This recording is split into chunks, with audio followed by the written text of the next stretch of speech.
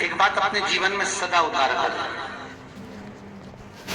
घर में अगर तुलसी का क्यारा है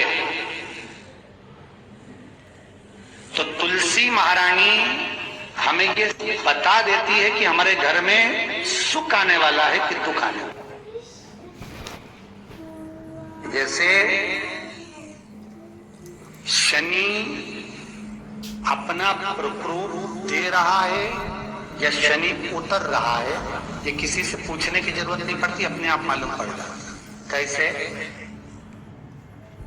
शनि कथा अगर आपने सुनी हो तो उसमें व्याख्यान आता है शनि कथा में, पांव की चप्पल बार बार टूट रही हो, कमर से नीचे जो वस्त्र पहने हो वो फट रहे हो, कहीं पजामा है, धोती है, आदि वस्त्र हैं, कपड़े हैं, वो अपने आप फट। आज के जमाने में तो फटे फटाए पहनते हैं लोग, फैशन। उसकी गारंटी नहीं है, उसका वर्णन नहीं कर। हम जब पहनते हम समझ जाते हैं इसको शनि तो ऑलरेडी लगा ही। जब उनका घुटना घुटनी सब फटा हुआ दिखता है तो उसमें लग जाता है कि शनि पहले से लग गया बापड़ा, उनके पहने से तो मालूम पड़े। शनि का नियम है, शनि कथा कहती है पांव की चप्पल बार बार टूट रही हो, घिस गई हो, बत्ती टूट रही हो, कुछ कर रही हो, और अगर कमर से नीचे जो वस्त्र पहने हो वो अपने आप फट रहे हो, समझ लेना कि शनि पांव से प्रवेश कर रहा, मतलब अपनी प्रखरता शनि दिखा रहा। किसी मंदिर में गए महाराज और वहां जाने पर चप्पल चली गई तो समझ लेना शनि की कुदृष्टि अब पड़ना बंद होना चालू हो गया। कितना सुंदर कहा है महाराज। जूता चप्पल आज के जमाने में तो फैशन हो गई साहब, घर की चप्पल अलग होती है, बाहर की चप्पल होती है। लोग घर में चप्पल किचन तक में पहन के जाते हैं। अरे पानी ले जाओ सीओर से। रसोई घर में लोग चप्पल पहन कर जाते हैं, जहां भगवान का प्रसाद बन रहा है, जहां अन्नपूर्णा निवास कर रही है, और पूछो तो किचन की चप्पल है तो माथे पे रख लो। तो अपनी माँ को जरूर देखना है, वो बूढ़ी माँ कितनी बार किचन में चप्पल पहन कर गई, मुझे जरूर फोन कर कर बताना। बूढ़ी माँ रसोई घर में आज भी बिना चप्पल के जाती है, और बहुओं की कहीं एड़ी नहीं फट जाए, ठंड नहीं बैठ जाए, इसलिए ये रसोई घर तक में चप्पल पहन कर जाती है। सूर्य नारायण की कथा पढ़ना, शनि महाराज की कथा पढ़ना, और गरुड़ पुराण की कथा पढ़ना। जिन जिन कथाओं का हम व्याख्यान करें उसको पढ़ना जरूर हो। क्या लिखा है? घर के अंदर जब चप्पल जाती है, रोग, बीमारी, कष्ट, तकलीफ चालू हो जाती है। तुमने चप्पल क्यों पहनी? ठंड नहीं बैठ जाए, रोग नहीं बैठ जाए।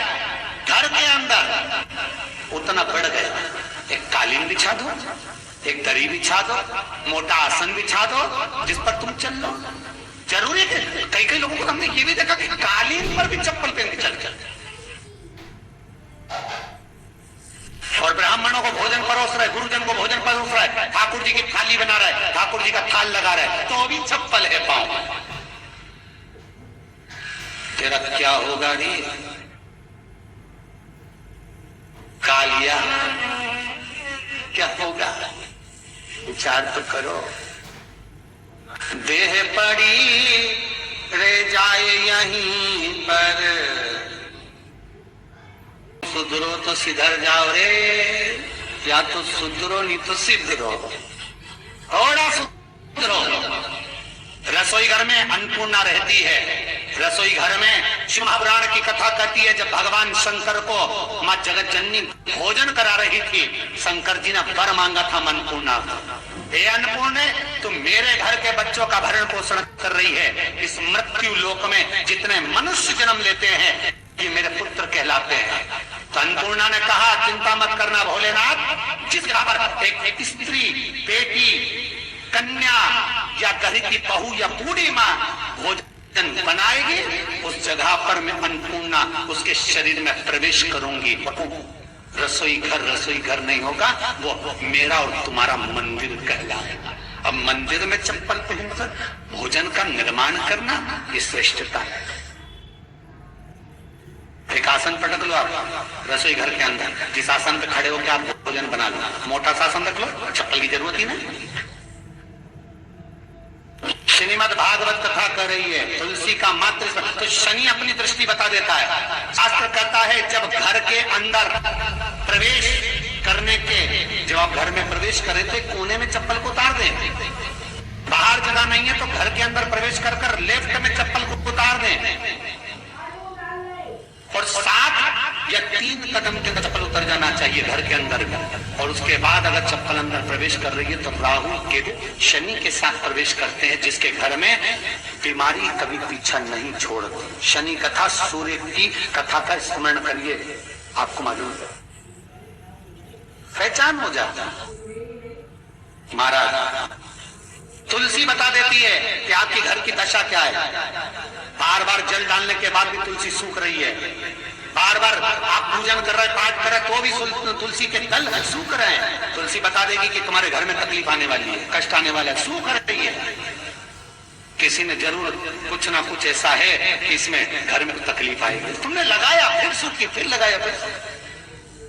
तुलसा महारानी बता देती है कि कष्ट है, और जिस गमले की तुलसा घेर घमोर हो, फलित तो हो, आनंद में हो, तो उस घर में फिर दुख नहीं आता, जिन शंकर भगवान को आप जल चढ़ाते हो, जिन ठाकुर जी से आप लाड लड़ाते हो, जिन भगवान कृष्ण का आप स्मरण करते हो, राधा रानी का आप नाम जाप करते हो, जिस परमात्मा का आप भजन कर रहे हो, कीर्तन कर रहे हो, नाम जाप कर रहे हो, नाम स्मरण कर रहे हो, उससे तुम्हारा एक संबंध होना चाहिए, एक रिश्तेदारी होना चाहिए। और उससे जब तुम्हारा कोई संबंध रहेगा, उससे जब तुम्हारी कोई रिश्तेदारी रहेगी, तो उस रिश्तेदारी में जैसे ही आपके प्राण छूटे, और छूटते से ही आप जब गए तो जाते ही आप कहोगे कि कृष्ण से मेरा ये संबंध है, वो मेरा पुत्र, वो मेरा भाई, वो मेरा बेटा, वो मेरा सगा, वो मेरा रिश्तेदार, वो मेरा कुटुंबी, वो मेरा पुत्र। जब कहोगे तो तुरंत प्रवेश हो जाए। महाराज भगवान से संबंध होना चाहिए। कई लोग भगवान को सवेरे से रिझाने बैठते हैं तो भगवान को बनी बनाई बात कहते हैं, ये पाठ कर लो, ये पाठ कर लो, ये पाठ कर लो, ये स्तुति कर लो, सारा बना बनाया। तुमने अपने दिल से कौन सी स्तुति गाई? तुमने अपने दिल से कौन सा भगवान को निवेदन करा, कौन सा नमन करा? बस सवेरे उठना है, नहाना है, भगवान के सामने जाना है, भगवान को नहलाना है, कपड़े पहनाना है, अगरबत्ती लगाना है, थोड़ा सा शक्कर का भोग लगाना। इतने सारे देवी देवता, शंकर जी, राम जी, गणेश जी, सारे देवता, और 2 खुरमा लेके, तो 1 बालूशाही लेके, 2 मठरी लेकर आ गए, 1 मठरी लेकर आ गए, और भगवान को इतनी सी कटोरी में रख रख। तब बोले, कई लोगों से पूछा कि इतनी सी कटोरी में 1 मठरी, 1 खुरमा, और रोज मठरी खुरमा एक साथ नहीं रखती, वो तो आज दिन मठरी का फूल लगा दे, कल खुरमे का लगाए, परसों गुजिया का, परसों पपड़िया का, कोई डब्बे में भरे भराए रखे, रख दिया। और 1 लड्डू रोज लगा देगी, इतना बड़ा। तो पूछा, इतना सा लड्डू और इतने सारे भगवान कैसे खाते होंगे? तो क्या भाव से। तो हमने कहा तुम भगवान को क्यों? बहुत दुख है गुरु जी, बहुत